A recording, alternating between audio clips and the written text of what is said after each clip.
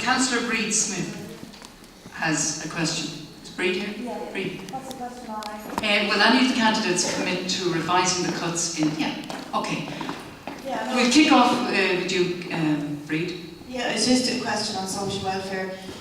People in communities like Ballyfermot have taken a big hit. First of all, they lost their Christmas bonus 2 Christmases ago, and since then there's been an 18% cut in social welfare payments to everybody, including people who spend their lives caring for their loved ones, carers at home. We know loads of them in the community, disabled people, blind people, and this is something that everybody in the community feels passionate about. And I would like to know from the candidates and from either from independents and the party positions in particular, if there's going to be any commitment from any of the parties to reverse the social welfare cuts as a priority. Okay, Breed, so let's start. Right. Michael Mulcahy. I think it's stupid. Well, we'll put the question to Michael. Yeah, I think I'd like to answer the question directly. I think the question was, do we have any commitment, at least in the short term, to reverse the social welfare cuts? The honest, the honest answer to that is no. Well, at least answer. And I want to, in saying that, I want to explain why. Approximately in year 2007, the Irish government, on your behalf, was taking in about 50 billion in tax revenue, and it was spending about 50 billion. It was more or less in balance. There had been some years of surpluses. Within approximately 7 or 8 months, that tax revenue of 50 billion had reduced itself to 31 billion. In other words, there was a gap in public expenditure of 19 billion. In other words, 40% of the state's income in 7 months absolutely collapsed. Accordingly, On your watch. that is not a sustainable position for any state, and we have pledged to bring our public spending to within 3% of GDP by 2014. And to meet that commitment, there have to be cutbacks, and there have been cutbacks in the various budgets in all areas. Luckily, and this was difficult to achieve given the current economic difficulty, we were able to protect the state pension at its current rate unaffected in this budget. And Fianna Fáil is committed to maintaining that rate of payment. But the short answer to your question, Breed, is no. All right, let's move on to Peter O'Neill. I pledge myself to work hard to reverse those cuts in social welfare, because they're attacking the most vulnerable families in our communities, and the impact is going to cost an awful lot more than the money that's saved. There's money found for other things, and this is totally desperate. And the effect on families of fallen incomes is devastating. We can see increases in social problems, and social problems are rising, but the supports for the services helping families, they're all being cut. So absolutely, yes, definitely, because it's unjust, and we have to look after those vulnerable in our country. All right, thank you very much, Peter.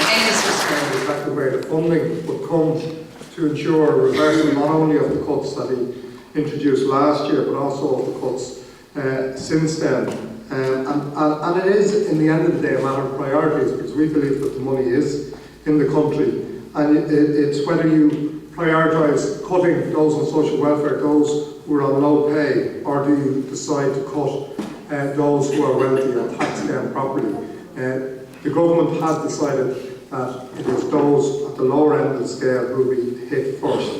And there is no economic logic to it, because the more they cut those who are on low pay, those who are on social welfare, the more they hit the weakest in our society. They then become more and more dependent on charity, and then you end up with problems in society. Severe cuts that have affected the lowest paid. I think we've committed to reintroducing the benefit to the carers who were savagely cut, to low-income dependents, and it is our commitment to create a fair and equitable society. Absolutely, I would definitely reverse all of the cuts to social welfare. It shouldn't have happened in the first place. It's very interesting that my other colleague, as an independent candidate, could give you a straight answer and say he would do it. But because of what I said earlier on, Labour, Fine Gael, Fianna Fáil, the whip system doesn't allow them to speak freely. He cannot sit up here and freely say what he's going to do, what he's not going to do. He's going to be told by the whip, will be told by his leader. And as an independent candidate, like all the other independent candidates here, we are we will represent you. You are going to tell us what you want, and we have to represent you. It's absolutely fundamental.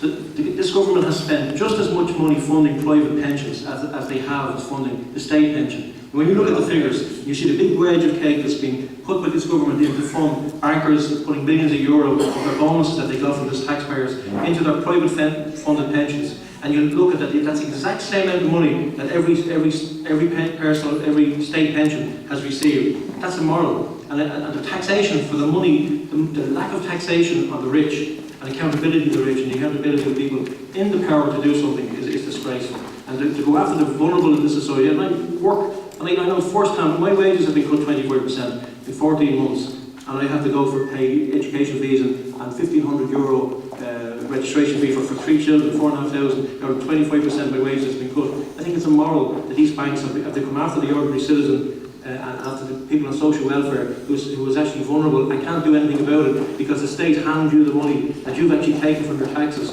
And I think it's about time that the people take back responsibility and people take back the power to stop this. Thank you very much. Now, I want to say in general about social welfare and about the budgets that what happened particularly in 2010 is symptomatic of everything that's wrong with Ireland. Who decides the budget? A group of government ministers on huge six-figure salaries, advised by a bunch of senior civil servants on huge six-figure salaries. These people have not got the faintest clue what it is like for somebody struggling to get by on low and middle incomes. And if you look at the last budget, they took money off blind people, which I think is the lowest point in the history of this state. Carers who saved the government around $2 billion a year, unemployed pensioners and widows. It's always the same.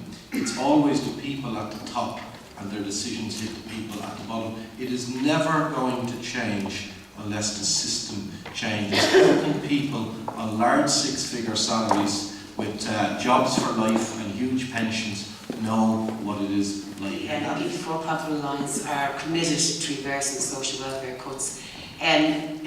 Just there a couple of weeks ago, the government handed over $750 million to Anglo-Irish to pay a bond holder off. Now that $750 million is nearly the cuts that the government implemented in the budget in October. So I think, as we mentioned already, where there's a political will and the political system says they're going to protect those that most need to be protected, you will find the way to do it, and that's what has to be done.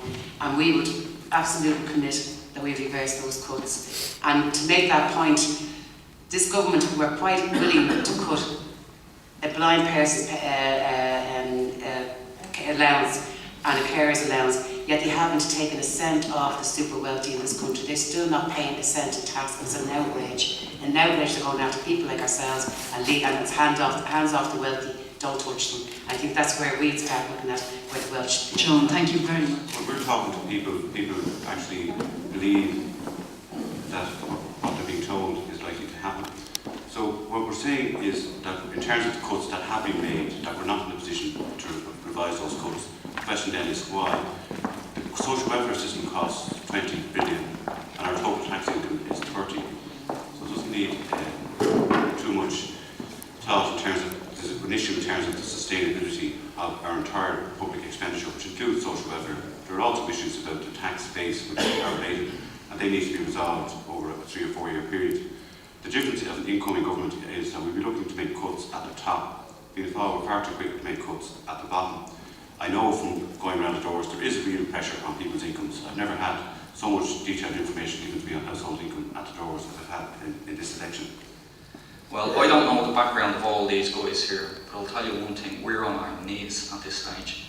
And I don't know what the story is in terms of the figures that this chap's after giving us, but I think George Byrne had shown summed it up very simply when he said, the problem with the poor is poverty and the problem with the rich is they're useless. It's that simple.